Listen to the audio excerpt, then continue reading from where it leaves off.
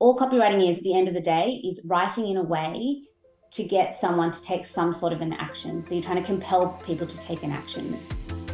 You're listening to the Architect My Life podcast, a show dedicated to empowering women architects and designers to achieve business growth, financial freedom, and health and wellness. I'm Shlachter, your host and CEO of MGS Global Group. Our company provides Revit, ArchiCAD, and CAD drafting services to busy architects and design firm owners. MGS Global started as a part-time gig when I was a new mom, but it has now grown into a thriving business that provides drafting support to creatives, helping everyone maintain a healthy work-life balance. This podcast is proudly presented by MGS Global Group.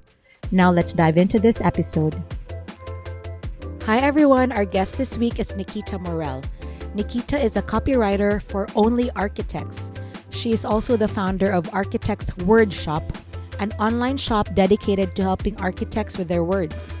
Nikita specializes in making architecture websites sound more human, less robot, so architects can get a steady stream of ridiculously good projects.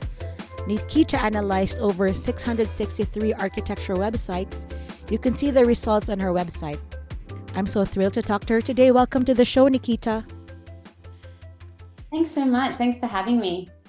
I've been following you on LinkedIn and I love all of the content that you produce, especially for architecture firms, because copy is the most important thing. And minutes in the website, you will lose your clients, right? Or potential clients. I know there's a statistic around that. But before we get started, introduce yourself. Was there a childhood experience or a person that motivated you to pursue marketing? It's one of those things I think I just fell into. I was always a bit arty. My mom's an artist and my dad's a chartered accountant. So after school, I kind of did a commerce degree and an arts degree. I did that and just fell into the world of, big brand marketing. I worked for L'Oreal and a big bakery company here called George Weston Foods. Soon, I think a few years in, I just realized this kind of big corporate life wasn't for me. The journey kind of continued. But yeah, definitely, I think my parents and just seeing my dad started his own firm and just watching that small business kind of grow has always been interesting. So he has a small business. That's where you got your entrepreneurial spirit. So tell me about how you got your scholarship in Boston. Like, how did you get to the US from Australia? That's quite a transition. And tell me more a little bit about that journey. Yeah, so I did my double degree at University of Sydney, and then they kind of opened it up as an option to be able to go and study abroad. I did a little bit of research, but I was very young, so I kind of looked at the map and I said, "Oh, Boston looks like a nice place," and so I applied to go to their School of Management, and then was awarded a scholarship, which was nice. So I studied there for about a year, and it was really interesting, I guess, to have that college experience in America and see the subtle differences between how the Americans learn versus kind of the Australians. There are differences. I think it was a really, really good kind of learning curve for me as well. So most of your clients are in the US or in Australia? No, so now they're all around the world. I would say only around like 15% are in Australia, but I charge in US dollars. Definitely kind of all around the US, but also the UK. This year I've had a client in Dubai, one in Sweden. So yeah, definitely all around the world, which is I really enjoy because it exposes me to different kind of, little architecture cultures around the world as well. Congratulations. When did you launch NikitaMorell.com? How long ago? So that was 2016 at the beginning. So 2015, 2016. So it's been running a while. But as the times progress, when I first launched the business, I was servicing artists and textile designers and kind of a bit more of a broad scope, not just architects. But as the years have gone on, I just realized how much I really enjoy working in the architecture space, in the architecture industry. I feel like, architects are just doing so much for this world, but I think they're not getting the recognition that they maybe deserve. So I've yeah, I feel like I can, with my skill set on copywriting, can help them especially. So yeah, I've kind of really niched down now. And as years progress, I get, I guess, more and more laser focused in who I'm offering my services to. I like that you say you only work with only architects. So how did you come up with your ideal client? Because you talk about that a lot and I love it. Like only architects. Yeah. I mean, look, again, like everything, it's marketing. And that's why I always tell architects who I say, look, you need to the world, sometimes you need to really own one thing and become an expert in that one thing because it makes you, I guess, easy to be top of mind when something comes up and people know that that's what you do. It's easy to be like, oh, have you heard of? And then they say your name. Whereas if you're a bit more of a generalist, which I think a lot of architects like, and there's nothing wrong with it, but that association is harder. So yeah, I do position myself as only architects, but every now and then, like earlier this year, I came across a fantastic facade company and they said we want to do some really fun copy and I took that project on and it was exciting and it was, I guess, a bit of a break in just servicing architects. So every now and then I do step outside, but yeah, for the right types of clients. That's great. So what distinguishes copywriting from other forms of writing like articles or blog writing? Yeah, that's a great question, and I think it's definitely worth discussing. So, copywriting is not design journalism. It's not like just writing, design writing either. Copywriting really is a craft. It's a mix of it's like an art and a science put together. So you've got that creativity like element where you're trying to come up with ideas, but really at the end of the day, I like to think of it almost as like assembling. So it's really underpinned by marketing, by sales. I mean, all copywriting is at the end of the day is writing in a way to get someone to take some sort of an action. So you're trying to compel people to take an action, whatever that action is. But it's like every single word matters, and there's a lot of psychology that goes behind copywriting. So it's, I tell my clients, I'm never just going to sit down and start writing a website. I interview their past clients to see what types of words they're using. I do my own research. I do discovery sessions, but it's assembling the right words in the right structure and order. So it's really like to get a call to action. So that's the copywriting equals if you're successful, you get the CTA and a successful CTA. Is that correct? Exactly, and it's really about sounding different. It's the call to action. Yes, like that's a huge part of it, but I guess a few steps before that is how do you get someone to to click on that call to action button? It's developing that trust.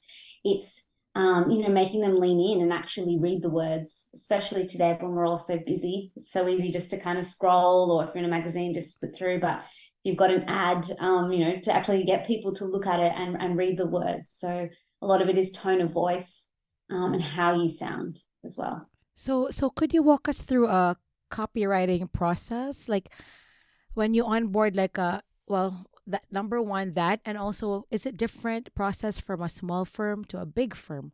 So what is your process when you start doing copy for a small firm versus a big firm? Yeah, so you'll be surprised to hear that. I mean, with the actual process is pretty much the same. Just perhaps with a larger firm, there might be a few more players involved. There might be a few principals in the firm that all want their say, which also can be a bit hard. It's kind of that idea of writing by committee, or I'm sure you've heard of it in the architecture world, like design by committee. It's hard to get everyone on board. So I guess the upfront work in terms of the discovery session with larger firms can take a bit longer. But I would say the actual process is not that different. So, I send them a questionnaire, and that questionnaire sometimes, they say it's often the best part of the whole process because I ask really, I guess, questions that they probably haven't thought about before. A lot of people just start their own practice and it kind of takes a life of its own and evolves. So I ask them a questionnaire. We then have a discovery session where I really understand, what are their goals? Who are their ideal clients? What challenges are these ideal clients facing? And then I get on the phone and I start speaking to, or Zoom calls, I start speaking to their past clients. So people who have worked with them to get an objective outsider perspective, as well as to hear the types of words people are saying, and phrases. So then after that, that's when I start to kind of compile the copy, or assemble it, as I like to say. But that process is pretty much the same between a small and a large firm. So do clients, are they vulnerable to hearing their clients' feedback? Like, are they like curious? Like, what did they say? Yeah, so I usually send them the transcript, and then from that I write testimonials. But yeah, it's always interesting. And I guess because I'm an objective third party, I always kind of make that past client feel comfortable and say, look, give them the option as well, whether they want to share it. But yeah, it's always an interesting thing, and things come up, especially when you're working in a firm and it's your own firm. You're so close to your firm, it's hard to see it from a distance. So those calls are always full of gold. Actually, I also hired a marketing firm during COVID to talk to my clients and see how I can improve because we weren't doing much. And it was so cringy for me to see because I was so nervous, but it turned out to be amazing. Like all the feedback that they gave. I mean, it was the best thing that I've ever done for my company was to hire a marketing consultant to interview a lot of my clients and getting the feedback. So I think that's a great strategy for your clients and they're lucky to have you so that they can get constructive feedback as well, right? Exactly, exactly. So, architecture firms have various marketing strategies to choose from.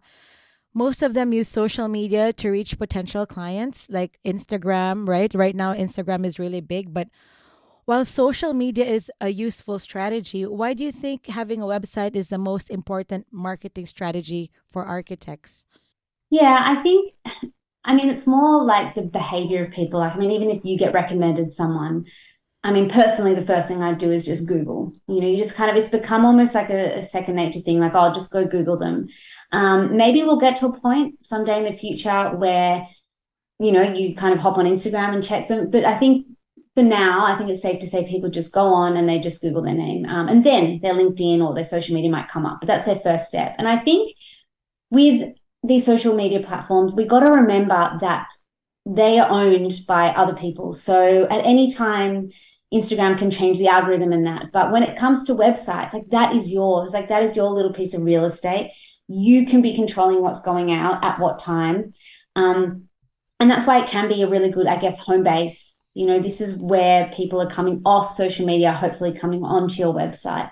So whilst they might find you on Instagram, hopefully they'll end up here.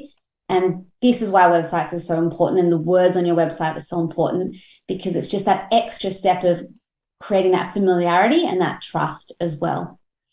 So, yeah, it's like, for instance, right? Photos are proven and, videos are amazing to establish trust and credibility. But how do words achieve the same goal if you have like 2 seconds? What's the typical amount of time a person will stay in the website before they leave? There's a term for that. So how are the words that important? Yeah, so studies have shown that it's like 8 to 10 seconds, and so it's at above the fold. So before you start scrolling, you've got 8 to 10 seconds to immediately tell people they're in the right place. And that's how I like to think of it. It's like you've just walked into a room and it's like, okay, you're in the right place. So that's why a lot of architects I see have no words above the fold. It's just a beautiful image, which is nice. But even sometimes their URL or their logo, like there's no mention of the word architecture, perhaps if they're called, Nikita Morell Studios. So you don't even know this is an architecture practice website. So it's really important I'm a big ambassador of having a headline, so something that will really grab the attention of your ideal clients. And then also a subhead, which is the value proposition. So it's kind of like, okay, so this is who we are, this is who we serve, and this is the value that we add.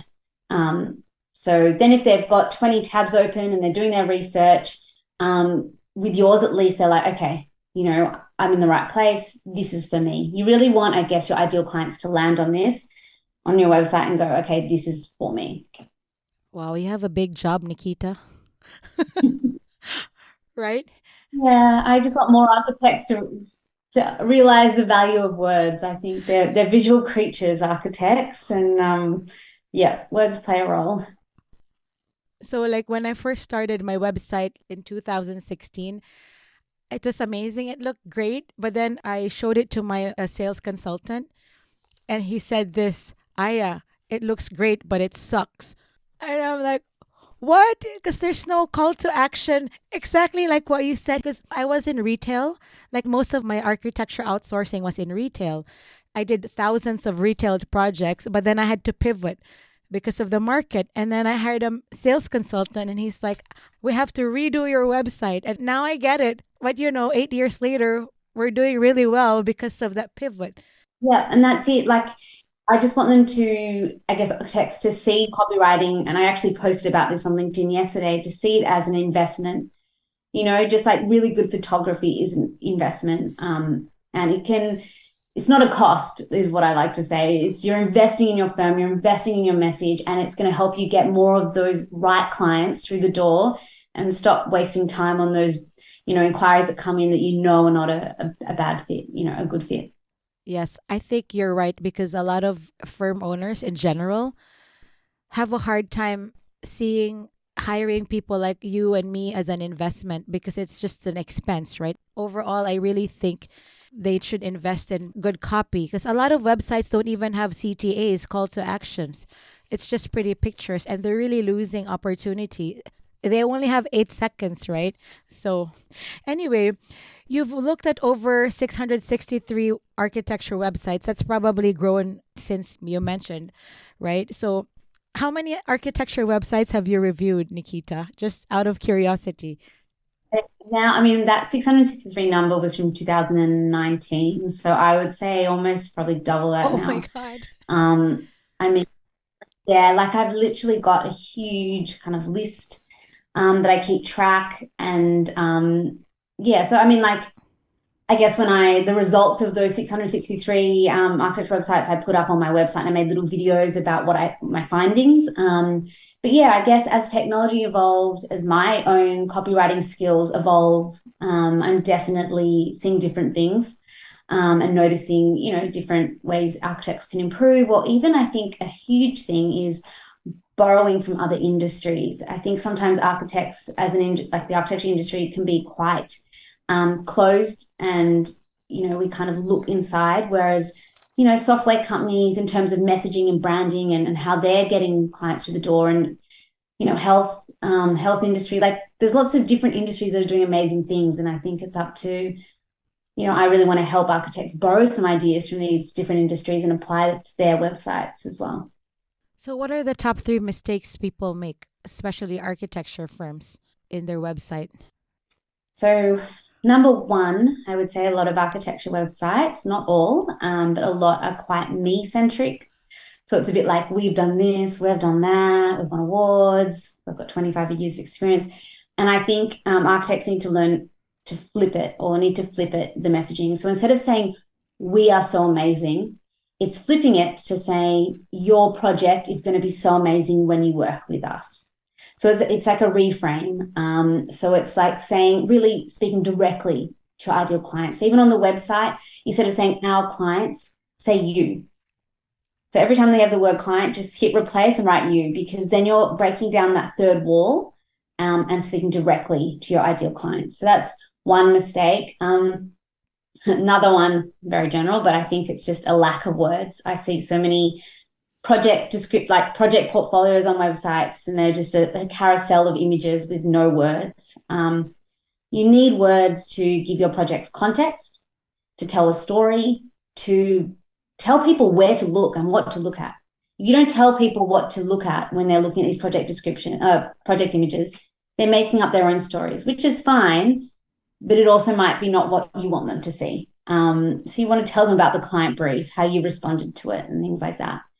And third, I would say, maybe not like, I would say third mistake is the website biographies. I think architects can do a little better with these. I think a lot of them are just glorified CVs. Yeah. I went to university here, I did this, these are my responsibilities. I'd like to see a little bit more personality come through in these bios, telling people what you do outside of work, getting your ideal clients to see you as human, I think, is a big one. So yeah, they're my top three. Yeah, authenticity is really one of the keys, right? So a lot of the websites now have like typical, standard about us, services, projects, testimonials. In your opinion, what should architects focus on in their websites? Like what's essential if they don't have time? A lot of solopreneurs don't have time to do everything, especially when they're doing their own thing. So what do you think is key? I think the key, probably a big part is the about page. So it's really, I guess, communicating, who you are, but also like why you're doing what you're doing. Especially for these kind of smaller practices, what you believe in, and kind of, yeah, what your vision, your mission is. But you need to do it in a way that is going to appeal to your ideal clients. Remember, you keep going back to them and saying, well, what will my ideal client think of this? So you've got to use language that's going to resonate with them. But I think that's a really important kind of part of it is kind of saying, we stand for this, whether it's sustainability or it's a really nice experience, client experience, but yeah, I think that's really crucial is the about page on your website. So I can imagine clients when you ask them to pick one ideal client, you could get a pushback from them because, they always say that, we want to diversify, we can't put all our eggs in one basket. How do you convince clients like that to listen to you and say, you needed one ideal client? Yeah, look, and it's a tough gig, but there's lots of different ways around that. One of them is that ideal client, it doesn't have to be a specific type of client. So for example, it doesn't have to be, just say you're an architecture firm, you're offering residential and commercial architecture. Those two people are very different. Like one, you may be ideal client's a property developer, the other one's a homeowner. So instead of doing that, maybe you can position yourself and say, well, is there any crossover in what they think? Perhaps it's that they respect and value good design. So then your ideal client is someone who respects and values good design. So what type of project, it doesn't matter. That's their one thing that kind of connects them. So that's one way of going about it. Another way is just having separate pages on your website that talk to each audience in a different way. So, and I've been seeing this a lot lately on firms that offer different services. They might have 3 kind of tiles and say, who are you? Are you a homeowner, a property developer? And it's like a choose your own adventure. So they can click in and then that copy is speaking to them directly. So in terms of conversion rate, right? And client success, can you talk about your most successful client? One, and number 2, a client that really was hesitant to hire you and then you converted them like, oh my God, Nikita's the best. So you have people who already worship you, but you have people who are just like, because another partner told them to hire you. So can you talk about 2 or 1, a successful, an experience, a client experience? So I guess like one, maybe even just some of my earlier clients, I think it was very different back even 5 years ago. I think now more archi marketers within this space. But one of my first clients was an commercial architecture firm in Sydney. And yeah, they took a big risk by hiring me. It was a bit outside their budget. But we created some really clever copy and their clients, because sometimes, I work with these people, they launch the website and I never hear from them again. So it's really on me to keep going back every few years saying, how's it going? But this one client, they're called Sissons and they're in, Sydney. And he said, that website copy has allowed us to get more of the right clients. And not only that, he said it's been able to allow them to pick and choose what they want to work on now. So they've got a bit more, they're empowered. So that was a great project. And then maybe for the clients who are hesitant, I have this program called SiteSmart. And some of the people that come through that, they're always a bit hesitant. And that program is where I help architects over 6 weeks get their website copy done. And yeah, I can't talk about one in particular, but I think a lot of them come in thinking, oh, is this really going to work? And at the end of the 6 weeks, they see like a before and after of what their website was 6 weeks ago and where it is now. And it's just like, they feel, I think it's that confidence that, yeah, I'm ready to kind of go out into the world and put my firm out there. So that confidence is something that good copy can give you as well. And I really think to my listeners, because most of my listeners are architects, they really need to hire a copywriter, 100%. Because the first person that I hired was my marketing manager who revised my website because he couldn't work with it. And it was the best investment I've made in my career, really. Because that's your landing page, right? That's your first impression. So, yeah, absolutely hire a copywriter. Now, my next topic is newsletters, and I'm really curious to find out about newsletters. Another colleague of mine who's an architect said he gets most of his clients from newsletters all over the world. He does high end residential modular homes, and he's built in Colombia and in like Martha's Vineyard. And I'm like, he's a Cleveland firm. And I'm like, how do you get your clients? He's like, newsletters. People have been watching me for the last 10 years. And when they have enough money, they hire him 10 years later. So it's a lot of work to get a mailing list. Can you talk about first how to build your mailing list as an architect? Because I know from a marketing background, I mean, I don't have a marketing background, but I know you need like lead magnets and things like that. So how does like maybe a firm that is ready to onboard you, like maybe they already have 3 to 5 employees, how do you get them to get started with newsletter and getting a mailing list, number one? And number two, the content around it. But let's start with the first one. Yeah. How do they get mailing lists? Like, So I think you've actually, like, it's important, but I think you need to switch it around because actually, so I know this. So this year I launched a masterclass, which is on my website, called Email Newsletter in 1 hour. So it's a 1 hour course. It's made specifically for architects, but the whole point of the course is exactly this. It's showing architects that your newsletter, it's exactly that, a newsletter. So we need to focus on the letter part of it because it's just a one-on-one conversation with your clients. So actually building and having this big list is not as valuable as you think. So what I always say is a small list of the right people, even if it's like 50 people on your list, is better than building this massive list through lead magnets and that, and having just people who, oh yeah, I was cruising by, I was interested, put my name in. They're not the types of people you want. You want to be creating a one-on-one relationship with every single person on your list. So even for myself, so I email every two weeks, but my emails, that's another thing architects, I feel like I'm giving away all my secrets, but one of the things architects, you don't need to have this beautifully designed email that has, that has to be sent out every month. I always tell architects, don't label your newsletter like a weekly or a monthly or a, seasonal newsletter. Just when you have something to say, when you feel like saying something, just put it out there. It doesn't have to be designed or in a template. It can just be a plain text email. So that's what I've been doing with my list. And I think a huge part is just, especially for solo architecture firms or small firms where the director or the founder has a lot of, they work closely with the clients. As your friend did, he developed that trust over time. So that's what architects need to be doing, is just developing that trust. Talk about what you did on the weekend and relate that to your firm. But it doesn't have to be about architecture, your newsletter. So that's my biggest tip, is it doesn't have to be about the projects you're working on or that. It just has to be giving a little bit away of you as a person and what you would be like to work with.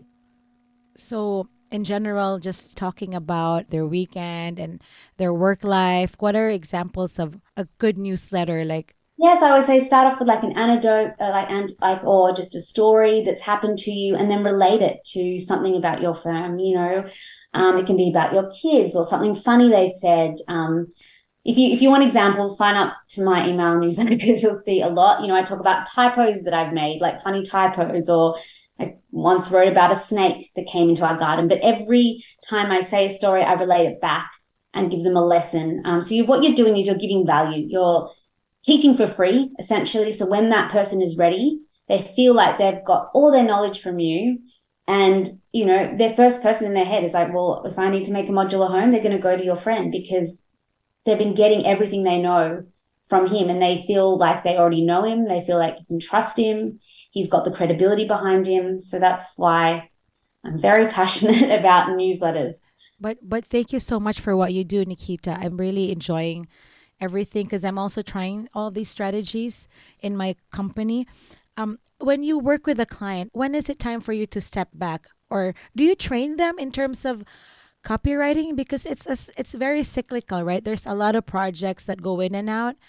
Like, how can people work with you? If people don't want to do a course because they're too busy, how does that work in terms of continuing to work with you after the initial engagement? Yeah, so two parts. So yeah, like my Site Smart course, that's where I'm teaching people how to write copy. So I'm helping them do their copy, but at the same time teaching. I think those skills are very important. But if they don't have the time or they can't afford it, then I've got do-it-yourself toolkits on the website. I've tried to tier my services to make sure it can cater for even the smallest people who haven't even started their firm yet. They're just feeling the waters. Those toolkits just help them step by step, like this is what you do. And they've got lots of examples. I think real life examples are always great. So I'm a big fan of those to show people what it can look like once you work through the steps. But yeah, usually my clients, the bigger ones, they stay in touch. For example, I just had an architecture firm in Brooklyn, in New York, wrote all their copy, I think it was 2 years ago. And then they've just come back because they've grown so big. And they said, we've got 20 more projects that we need you to write descriptions for. So I hadn't heard from them in 2 years, and then now I'm writing more of their descriptions. So I guess it's like an ongoing relationship like that. So as we're about to wrap up our podcast, this is what I ask all my entrepreneur women. Who is Nikita outside of work? Can you talk about like your kids or the things that you do for fun? Who is Nikita outside of work? Yes, I love weaving. I've got like a big Japanese floor loom. So I do a lot of textile weaving, and I feel that that's kind of besides my 3 young kids, I feel like that's my kind of me time where I can sit and I'm just using my hands. I can't do anything else with my hands. I can't scroll or type. It's just me and my loom. So I create lots of artworks and display and even exhibit sometimes as well. So that's what I like to do. That's great. And run after. So, where do you see yourself 3 years from now? That's a good question. My dream is to get to one of the AIA conferences and present there. Like that's my big goal at the moment. I want to get to either Chicago or I think the next one after is in Boston. I don't know, maybe rumors. But yeah, I would love to, I've made so many connections in the US and even the UK actually. And I would love to kind of do a bit of traveling and meet some of the wonderful people I've connected with online, like yourself. That's awesome. So, is there anything we need to know about your courses, or what are the upcoming coaching programs and courses do you have right now or in the website that you want to share with our audience? Yes, I've got 2. One Site Smart, that 6-week program where I help architects just get their website done, has opened just today, so the timing's very good. And that enrollment will be for a week. So there's only 15 spots available, but honestly, like big game changer.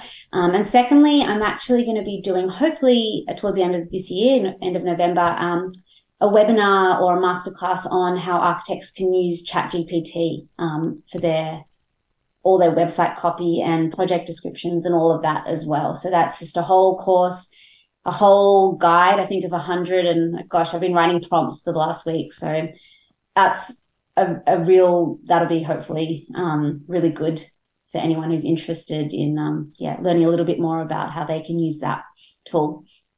Thank you so much, Nikita. I'll make sure we'll drop it in the links. And thank you so much for what you do for the industry. We architects all need to improve the profession and the business side.